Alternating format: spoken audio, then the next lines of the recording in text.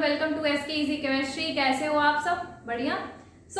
हम लोग last lecture में हम लोगों ने पढ़ा था, क्या पढ़ा था याद नहीं है मुझे, हर्मिशियन ऑपरेटर पढ़ा था। तो इसके बाद मैंने कहा था कि इसके बाद मैं स्क्रॉडिंगर वेव इक्वेशन की वीडियोस बनाऊंगी। ऑलरेडी वो बन चुकी है, बट फिर भी मुझे लगा कि इसके पहले एक बार रिवीजन हो जाए और कुछ चीज़ें छूट भी गई थी कम्यूटेटर्स और ऑपरेटर्स में, तो इस वीडियो में हम उसे कवर करने वाले हैं। ठीक है, तो चलिए नोटबुक और पेन आप लोग उठा लीजिए और शुरू हो जाइए मेरे साथ। ठीक है, तो आज हम चलिए एक बार बेसिक्स कुछ क्लियर कर लेते हैं।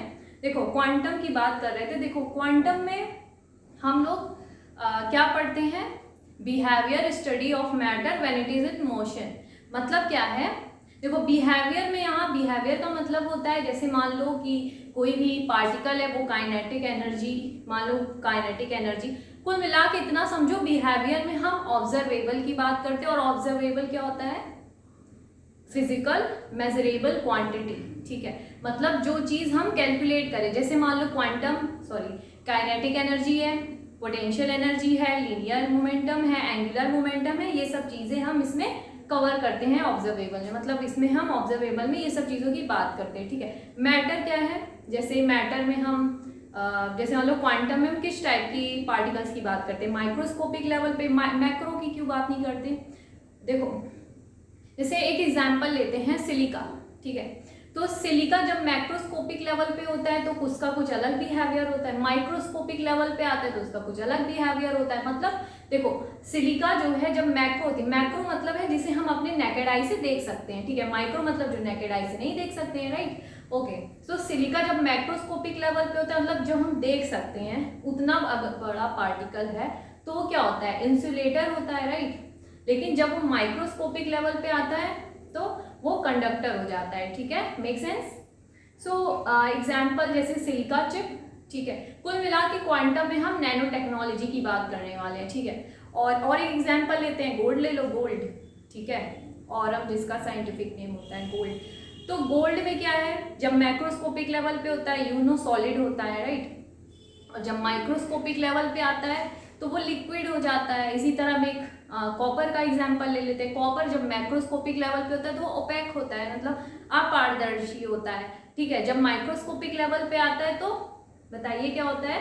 तब वो हो जाता है ट्रांसपेरेंट। ओके, सो हम एक चीज़ और बात करते हैं कि हमने फंक्शन पढ़ा, ऑपरेटर्स पढ़ा, तो एक और बात करने वाले। कोई भी मान लो मोशन है, कोई भी पार्टिकल में मोशन हो रहा है, तो उस मोशन के रिस्पेक्ट में हमें फंक्शन चाहिए, और कोई भी अगर ऑब्जर्वेबल है तो उस ऑब्जर्वेबल के रिस्पेक्ट में हमें ऑपरेटर चाहिए। फॉर एग्जाम्पल देखो, कई तरह के मोशंस होते हैं, जैसे मान लो इलेक्ट्रॉनिक मोशन हो गया, स्पिन मोशन हो गया, और वाइब्रेशनल मोशन हो गया, रोटेशनल मोशन हो गया, ये सब चीज़ें, ये सब मोशंस होते हैं। तो जैसे अगर हम एग्जाम्पल ले ट्रांसलेशनल मोशन का, मान लो कोई पार्टिकल है वो ट्रांसलेशनल मोशन कर रही है। राइट, तो उस ट्रांसलेशनल मोशन के रिस्पेक्ट में हमें फंक्शन चाहिए। ठीक है, तो देखो, लिख लो कि जो इलेक्ट्रॉनिक, एक होता है इलेक्ट्रॉनिक मोशन, और क्या क्या होता है? Translational motion,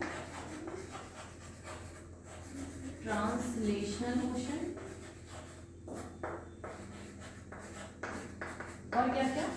rotational motion. मैं शॉर्ट में लिख ले रही हूँ, आप लोग लिख लेना। Rotational motion, vibrational motion. ठीक है, तो इलेक्ट्रॉनिक मोशन में हम हाइड्रोजन एटम की स्टडी करते हैं, मतलब कि हाइड्रोजन एटम का फंक्शन। अभी मैंने क्या कहा कि जो मोशंस होते हैं, मोशन के रिस्पेक्ट में हमें क्या चाहिए? एक फंक्शन चाहिए। वैसे ही इलेक्ट्रॉनिक मोशन के रिस्पेक्ट में हमें हाइड्रोजन एटम का फंक्शन चाहिए। राइट, जैसे आपने पढ़ा होगा हाइड्रोजन एटम में रेडियल फंक्शन होता है, एंगुलर फंक्शन होता है। ठीक है, r θ φ के रूप में लिखते हैं। ठीक है, ट्रांसलेशनल मोशन, देखो ट्रांसलेशनल मोशन जो होता है, ट्रांसलेशनल मोशन में हम 1D बॉक्स के जो फंक्शन होता है वो यूज करते हैं। आपको पता होगा, आपने बीएससी में पढ़ा होगा कि ट्रांसलेशनल मोशन में हम 1D फंक्शन की बात करते हैं। 1D फंक्शन क्या होता है? वही √2/L sin n/x/L। ठीक है, रोटेशनल मोशन में हम रिजिड रोटर के फंक्शन की बात करते हैं। ठीक है, रोटर। ठीक है, वाइब्रेशनल मोशन में हम सिंपल हार्मोनिक ऑसिलेटर के फंक्शन की बात करते हैं। राइट, तो जैसे मान लो कोई एक मतलब क्वेश्चन आया कि उसमें कोई पार्टिकल है वो ट्रांसलेशनल मोशन कर रहा है, तो ऑपरेटर तो चलो ठीक है जो दिया है सो दिया है, उसमें फंक्शन कौन सा यूज करेंगे हम, ट्रांसलेशनल में 1D का फंक्शन, ठीक है। तो ये होता है कुल मिला के ऑब्जर्वेबल। अभी मैंने सबसे पहला पॉइंट क्या था कि मोशन के रिस्पेक्ट में फंक्शन होना चाहिए, ऑब्जर्वेबल के रिस्पेक्ट में क्या होना चाहिए, ऑपरेटर। देखो ऑब्जर्वेबल क्या अभी बताया था, फिजिकल मेजरेबल क्वांटिटी, ठीक है। तो फिजिकल मेजरेबल क्वांटिटी कौन सी हो सकती है, काइनेटिक एनर्जी हो सकती है, लीनियर मोमेंटम हो सकता है, एंगुलर मोमेंटम, ठीक है, ये सब हो सकता है। तो जैसे मान लो ऑब्जर्वेबल काइनेटिक एनर्जी है तो उसके रिस्पेक्ट में एक ऑपरेटर होना चाहिए, आपने पढ़ रखा है kinetic energy operator, linear momentum operator, angular momentum operator, ठीक है, ये सब पढ़ रखा है आप लोगों ने, ठीक है। तो ये तो चीज चलो खत्म होती है, ये लिख लेना आप लोग कि कौन से मोशन के लिए कौन सा फंक्शन, वैसे आगे तो बताने वाली हूँ। चलो अब हम ऑपरेटर्स की बात करते हैं। देखो जनरली आपने ये पढ़ा होगा ना, जैसे मान लो d/dx ऑपरेटर है, ये फंक्शन है, तो देखो ऑपरेटर्स जो हैं ऑपरेटर, ठीक है, ऑपरेटर क्या होते हैं, ऑपरेटर जो है डायरेक्शनल होते हैं। डायरेक्शनल मतलब कि देखो ये d/dx क्या है, लेफ्ट साइड है, ये फंक्शन क्या है, राइट साइड है, तो हमेशा जो ऑपरेटर होगा वो हमेशा लेफ्ट साइड में लिखा जाएगा। तो ऑपरेटर क्या होते हैं, डायरेक्शनल होते हैं, ठीक है। और क्या हो सकते हैं, जैसे मान लो कि कोई ऑपरेटर है, ठीक है, ऑपरेटर पे अगर उसकी पावर n लगा दे, जैसे मान लो d/dx है, ठीक है, इसकी पावर n लगा दे, तो हम क्या कह सकते हैं कि ये जो ऑपरेटर है वो n टाइम्स बार ऑपरेट किया गया है। जैसे मान लो d/dx का होल स्क्वायर कर दे, इसका मतलब क्या है कि d/dx जो ऑपरेटर है वो टू टाइम्स क्या किया गया है, ऑपरेट किया गया है, ठीक है। तो ये दूसरा पॉइंट है। पहला पॉइंट हमारा क्या है कि ऑपरेटर्स हमारे डायरेक्शनल होते हैं। दूसरी चीज क्या है कि अगर कोई ऑपरेटर्स में हम उसकी पावर n लगा देते हैं, मतलब क्या है कि वो ऑपरेटर n टाइम्स बार ऑपरेट किया गया है। तीसरी प्रॉपर्टी क्या होती है, तीसरी प्रॉपर्टी ये होती है कि जो ऑपरेटर्स होते हैं वो लीनियर इक्वेशन मतलब वो होते हैं, लीनियर होते हैं, ठीक है। ऑपरेटर्स क्या होते हैं, लीनियर। लीनियर नॉन लीनियर क्या होता है, देखो सबसे पहली बात कि ऑपरेटर्स जो लीनियर होना चाहिए, ऑपरेटर तो लीनियर होना चाहिए, राइट। फिर क्या है कि नॉन लीनियर क्या होता है, लीनियर ऑपरेटर क्या होता है। तो देखो सबसे पहली बात हमारे डिफरेंशिएशन होते हैं d/dx और इंटीग्रेशन, वो क्या होते हैं, लीनियर होते हैं, ठीक है। क्या होते हैं, लीनियर। डिफरेंशिएशन और इंटीग्रेशन क्या होते हैं, लीनियर ऑपरेटर होते हैं। और लीनियर ऑपरेटर कैसे होते हैं, जैसे दो एग्जांपल लेते हैं। एक है मान लो d/dx 4x², इसका डिफरेंशिएशन हम प्रूफ कर रहे हैं कि लीनियर कैसे हुआ, नॉन लीनियर कैसे हुआ, ठीक है। तो d/dx को जो 4x² इसे हम ऐसे भी लिख सकते हैं 3x² + x² लिख सकते हैं कि नहीं लिख सकते हैं, लिख सकते हैं, ठीक है। 3 और x² को जोड़ेंगे वापस से 4x² आ जाएगा, तो इसे हम ऐसे लिखेंगे d/dx 3x² + d/dx x² हो जाएगा। एक बार इसका मल्टीप्लाई इसके साथ, एक बार इसका मल्टीप्लाई इसके साथ, ठीक है। इसका डिफरेंशिएशन क्या आएगा, ये 2 पावर आगे आ जाएगी और ऑलरेडी 3 है, कांस्टेंट है, ठीक है। और x की पावर क्या हो जाएगा n-1, 2 - 1 करेंगे कितना आएगा 1, प्लस ये क्या हो जाएगा 2 आगे आ जाएगा और x n-1 मतलब 2 - 1, इधर भी 2 - 1, 2 × 3 = 6x, 2 - 1 कितना हुआ 1 पावर। इसी तरह ये क्या हो जाएगा 2x, आंसर कितना है 6 + 2 8x, ठीक है। तो ये 8x ऐसे आया। अगर उसे इस तरह ब्रेक करके लिखेंगे, मान लो हम डायरेक्ट करें तो क्या होगा 4, ये 2 आगे आ जाएगा, कितना आएगा 4 × 2 = 8, तो इधर से भी क्या आया 8x। ये तो हमारी लीनियरिटी होगी, ये क्या है हमारा लीनियर ऑपरेटर है। इस तरह से करें तब भी सेम आंसर आना चाहिए, इस तरह से करेंगे तब भी सेम आंसर आना चाहिए। लेकिन जो स्क्वायर रूट होता है, स्क्वायर रूट एंड लॉग, ठीक है, स्क्वायर रूट और लॉग क्या होता है, नॉन लीनियर होता है। क्या होता है, नॉन लीनियर। कैसे, चलो एक एग्जांपल लेते हैं। जैसे मान लो ये स्क्वायर रूट है 16 + 9 का, ठीक है। तो इसको हम ऐसे लिख सकते हैं √16 + √9, ऐसे भी लिख सकते हैं।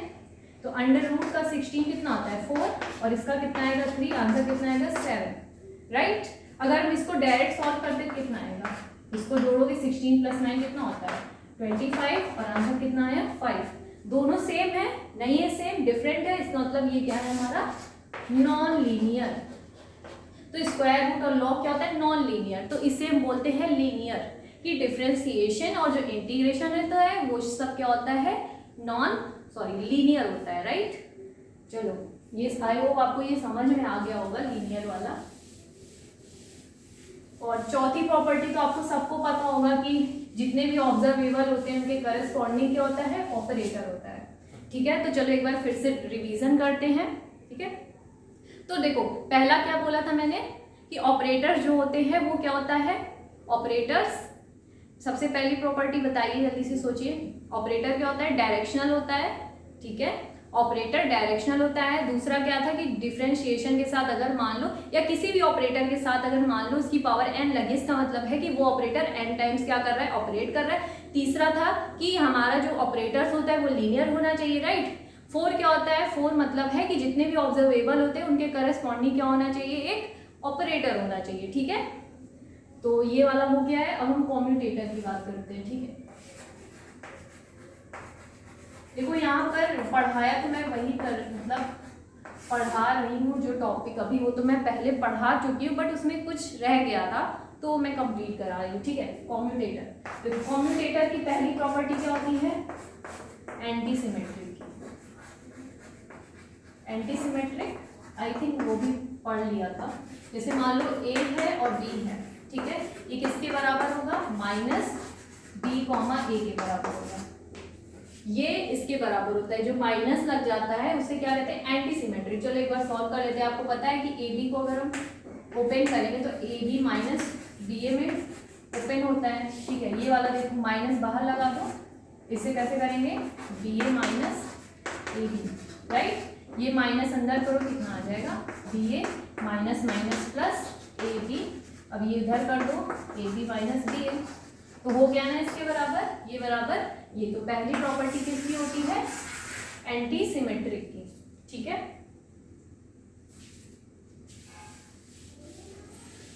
दूसरी प्रॉपर्टी कॉम्यूटेटर, देखो कॉम्यूटेटर की दूसरी प्रॉपर्टी होती है कि जो कॉम्यूटेटर होता है वो लीनियरिटी को फॉलो करता है। लीनियरिटी मतलब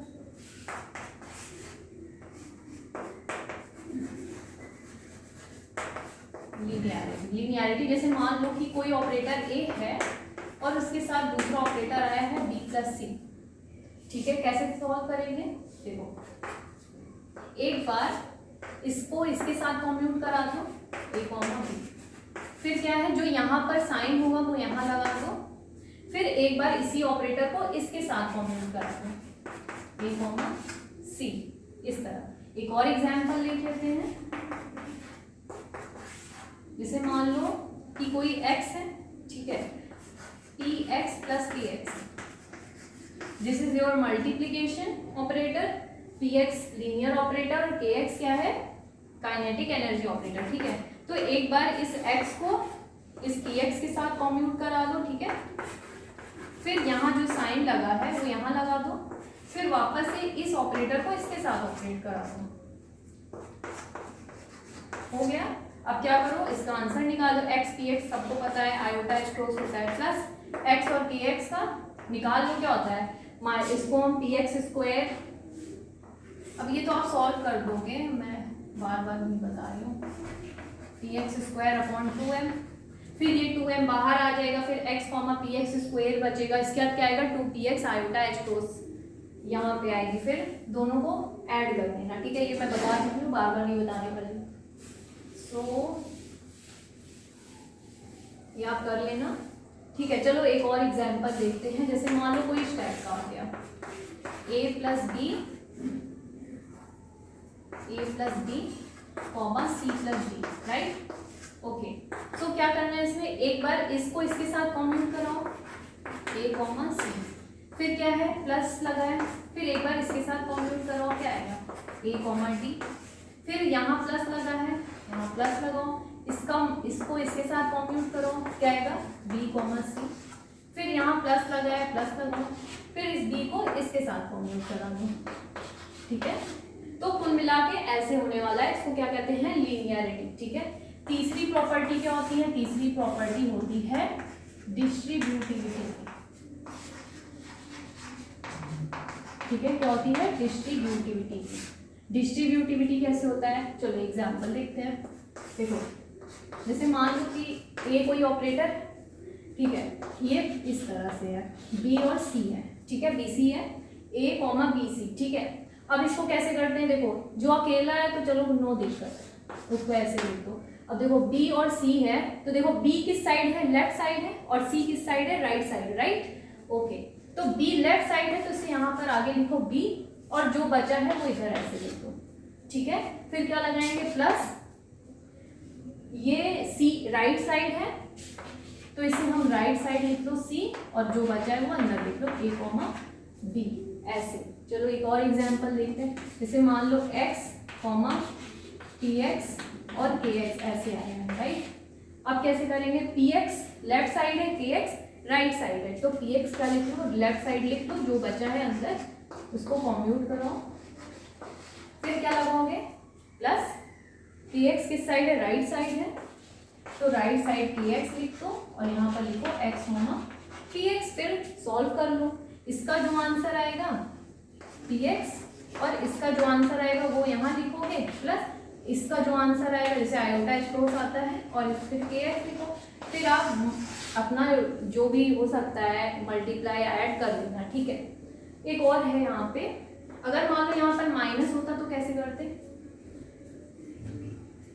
लीनियरिटी वाला, डिस्ट्रीब्यूटिविटी तो इस तरह हो जाएगी, ठीक है। लीनियरिटी का देखो, जैसे मान लो ए प्लस बी है, ठीक है, कॉमा सी माइनस डी है, ठीक है। इसको कैसे करेंगे? देखो, सबसे पहले एक बार इसका मल्टीप्लाई इससे करते हैं, ए कॉमा सी, फिर एक बार इससे साथ मल्टीप्लाई करते हैं, यहाँ साइन किसका है? माइनस का, क्या हो जाएगा?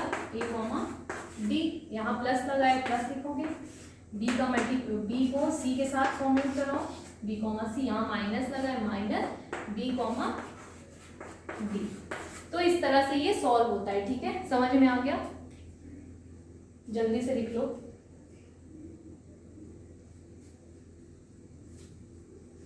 चलो तीसरी प्रॉपर्टी भी कंप्लीट हो गई, अब चौथे पे आते हैं।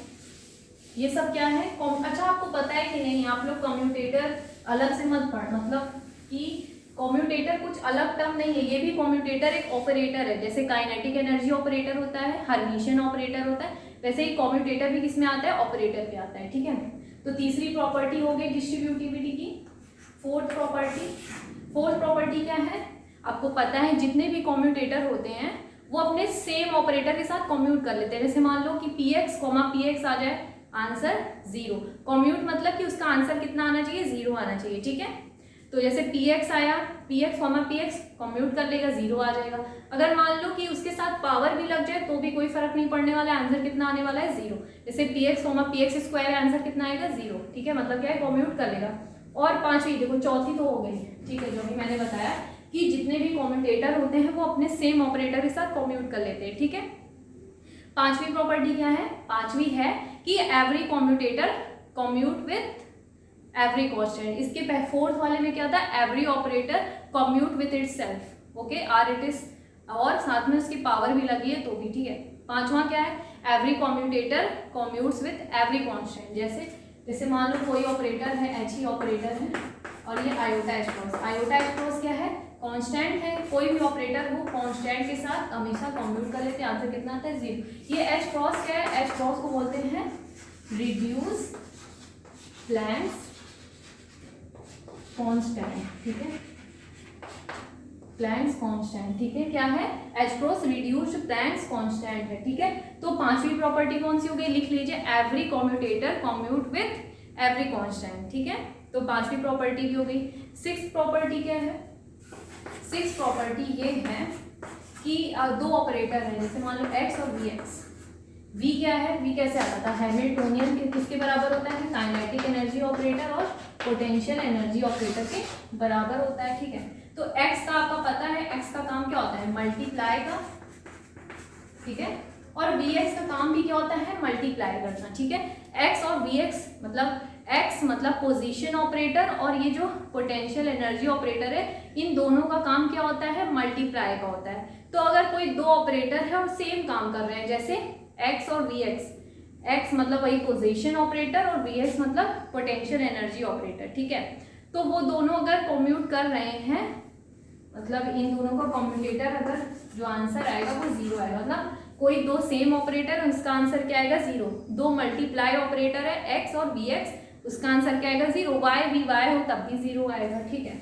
अब ये मत सोचना कि एक्स वी एक्स है तो वी एक्स और वी एक्स ही आएगा, जीरो। इसका आंसर भी क्या आएगा, जीरो, ठीक है। तो मल्टीप्लिकेशन ऑपरेटर है दोनों, तो उसका आंसर क्या आएगा, जीरो, ठीक है। और देखो एक और है, 7 प्रॉपर्टी है, जैसे पार्शियल डिफरेंशिएशन है डी बाई डी एक्स, ठीक है। डी बाई डी एक्स है और इसको कम्यूट करा है एक्स के साथ, इसका हम लोग करा चुके थे, कैसे आएगा, N X N minus one करके, ठीक है। तो ये इस तरह आएगा। लेकिन अगर मान लो डी बाई डी एक्स है और वेरिएबल चेंज हो गया वाई, या d by d x y या डी बाई डी वाई के साथ जेड कर दो, तो उसका आंसर क्या आने वाला है, जीरो। अगर वेरिएबल सेम है, पार्शियल डिफरेंशिएशन का कोई ऑपरेटर है और उसका जो ऑपरेटर है उसका कॉम्यूटेटर निकाल रहे हैं किसी दूसरे के साथ और दोनों का वेरिएबल अगर सेम है, तो हम लोग नॉर्मली जैसे करते थे ए बी माइनस बी ए से वैसे करेंगे, ठीक है। लेकिन अगर वेरिएबल चेंज हो गया, जैसे यहाँ पे डी बाई डी एक्स और वाई आ गया, अगर यहाँ एक्स आता तो कॉम्यूट ना करता, लेकिन अगर डिफरेंट है वेरिएबल तो आंसर कितना आएगा, जीरो।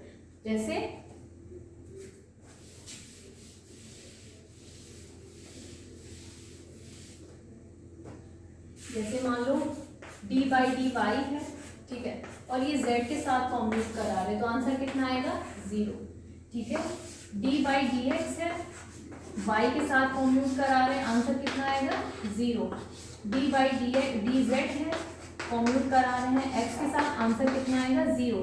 लेकिन अगर डी बाई डी जेड है और कॉम्प्यूट करा रहे हैं जेड के साथ, तो आंसर जीरो नहीं आएगा। क्या होगा, हम लोग क्या करते थे, एन और जो वेरिएबल है, जैसे यहाँ जेड वेरिएबल है तो जेड लिखेंगे और एन माइनस वन करेंगे, ठीक है। जैसे मान लो डी बाई डी एक्स है और एक्स का स्क्वायर है, तो आंसर कितना आता था, एन क्या है यहाँ पे 2 और एक्स है वेरिएबल और एन माइनस वन मतलब 2 माइनस वन, तो आंसर कितना आएगा 2x, ठीक है। तो ये है हमारी तीसरी मतलब 7 प्रॉपर्टी जो भी हो एक्स वाई जेड। तो ये आपको इसके थ्योरी इसलिए नहीं लिखवानी क्योंकि आपको थ्योरी याद करके क्या करोगे, आपको कॉन्सेप्ट पता होना चाहिए एग्जाम में, तभी तो करके आएंगे, ठीक है। ओके, अब नेक्स्ट प्रॉपर्टी कौन सी थी, चलो नेक्स्ट प्रॉपर्टी एक है, जैसे एंगुलर मोमेंटम है। देखो ये जो ट्रिक है एंगुलर मोमेंटम वाला, वो केवल इसी में होगा, ये ट्रिक केवल एंगुलर मोमेंटम जिसमें यूज हो वही। एंगुलर मोमेंटम जैसे Lx, Ly और Lz, यही था। एक्स एक्सिस में L angular momentum, y axis में Ly एंगुलर मोमेंटम और z एक्सिस पे Lz एंगुलर मोमेंटम, ठीक है।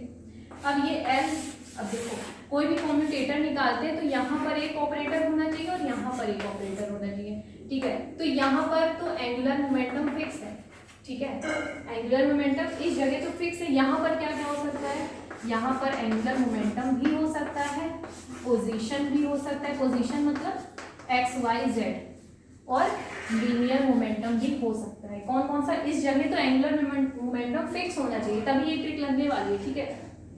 इस जगह पे एंगुलर मोमेंटम होना चाहिए, इस जगह पे एंगुलर मोमेंटम भी हो सकता है, पोजीशन वही एक्स वाई जेड भी हो सकता है, लीनियर मोमेंटम भी हो सकता है। लीनियर मोमेंटम कौन सा, p x p y p z, ठीक है। तो ये हो सकता है। चलो इसके क्वेश्चंस करते हैं।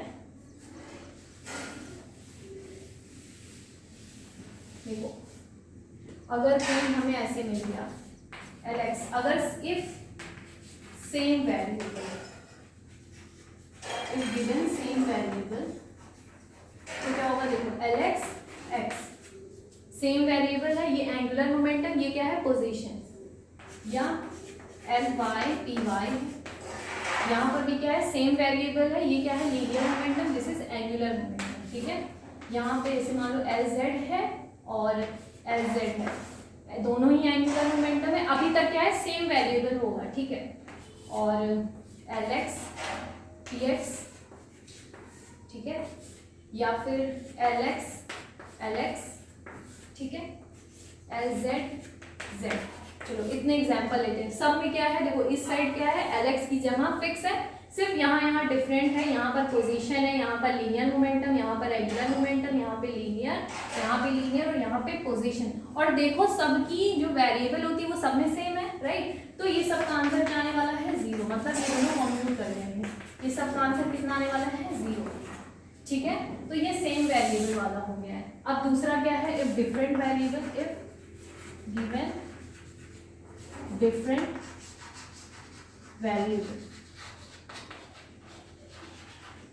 ठीक है। तो इसके लिए क्या फॉर्मूला लगने वाला है, इसके लिए ये लगने वाला है, सबसे पहले एक चीज, x से y जाते हैं, y से z जाते हैं, फिर z से x जाते हैं, ये सीक्वेंस चलना चाहिए, x y z x, ठीक है। x z y x नहीं चलना है, x से y, y से z और z से x, ठीक है। अब इसका क्या मतलब है बताती हूँ। देखो जैसे मान लो पहली ट्रिक कि एंगुलर मोमेंटम है जो कि सबसे पहले आएगा, फिक्स है उसकी जगह, और उसके साथ कोई पोजीशन है, पोजीशन मतलब x y z, तो उसका आंसर क्या आएगा। अगर वेरिएबल डिफरेंट है, जैसे मान लो यहाँ LX और यहाँ पे y है, ठीक है, तो डिफरेंट हो गया ना वेरिएबल, ठीक है। तो इसके लिए आंसर क्या आएगा, आयोटा H क्रॉस, और जो उस साइड है जैसे पोजीशन है तो यहाँ लिखोगे पोजीशन, ठीक है। ये पहली ट्रिक। दूसरी ट्रिक है एंगुलर मोमेंटम के साथ अगर कोई एंगुलर मोमेंटम ही आ जाए, वेरिएबल डिफरेंट होगा, ठीक है, तो इसका आंसर क्या आएगा, iota H cross angular momentum, ठीक है। थर्ड क्या है ट्रिक, एंगुलर मोमेंटम के साथ कोई लीनियर मोमेंटम आ जाए, लीनियर मोमेंटम, LM मतलब लीनियर मोमेंटम, तो इसका क्या होगा, iota H cross linear momentum, ठीक है। तो अब देखो इसको कैसे फॉलो करते हैं, एक मिनट,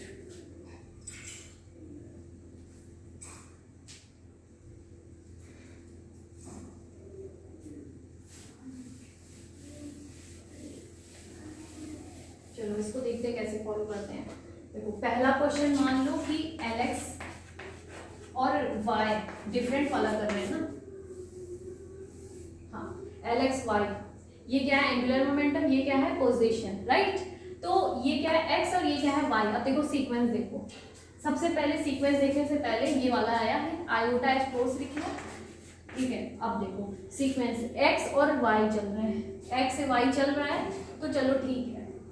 तो अब देखो, अब यहाँ पर पोजीशन लिखना है, अब यहाँ कौन सा पोजीशन लिखे, x y z क्या लिखे, तो जो यहाँ पर प्रेजेंट नहीं है वो लिखना है, जैसे x y है, प्रेजेंट क्या नहीं है, z, तो यहाँ आया z, ठीक है।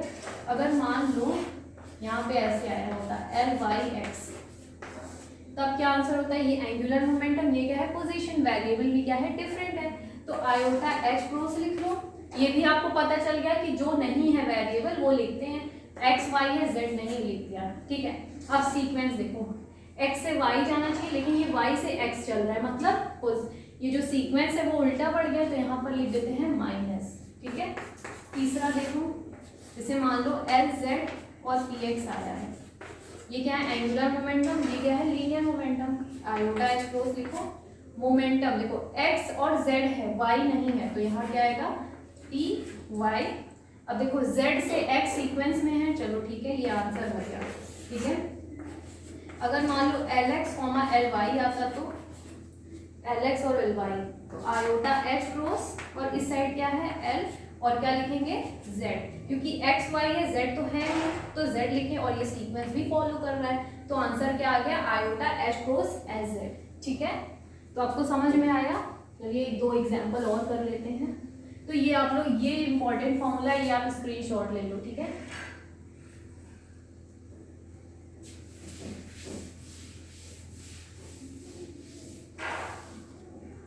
एक और एग्जाम्पल, जैसे मान लो ये LY है और 30X, ठीक है। x से y जाना चाहिए, लेकिन यहाँ पे y से x क्या है, पहले ही माइनस लगा दो। अब तो आयोटा x क्रॉस होगा ही होगा। तो राइट साइड क्या है, मोमेंटम है, लीनियर मोमेंटम है। ठीक है, तो यहाँ लिखो p और z, क्योंकि z यहाँ पर है नहीं इसलिए यहाँ लिख दो z।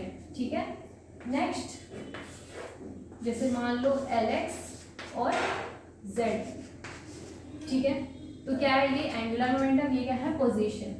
Iota h cross y नहीं है तो यहाँ y लिख दो, क्योंकि राइट साइड क्या है पोजीशन है, तो इसलिए यहाँ पोजीशन ही लिखने वाले हैं। ठीक है, क्योंकि x के बाद y आता है, लेकिन यहाँ पर x के बाद z लिख गया है तो यहाँ लगेगा माइनस। ठीक है, तो ये हमारी कम्यूटेटर की प्रॉपर्टी आज खत्म होती है। ठीक है, सो अगली वीडियो तो हमारे स्क्रॉडिंगर पे पक्का ही आने वाली है, बन चुकी है वीडियो, बस ये पढ़ाना ज़्यादा जरूरी था पहले, क्योंकि कम्यूटेटर हमने पहले ही ख़त्म कर दिया है, तो ये अब पूरा तरीके से ख़त्म हो गया है मेरे हिसाब से। ठीक है, तो आज का ये लेक्चर ख़त्म होता है। ठीक है, अगर पसंद आए तो लाइक करिए, शेयर करिए, सब्सक्राइब करिए। ठीक है, thank you so much for watching.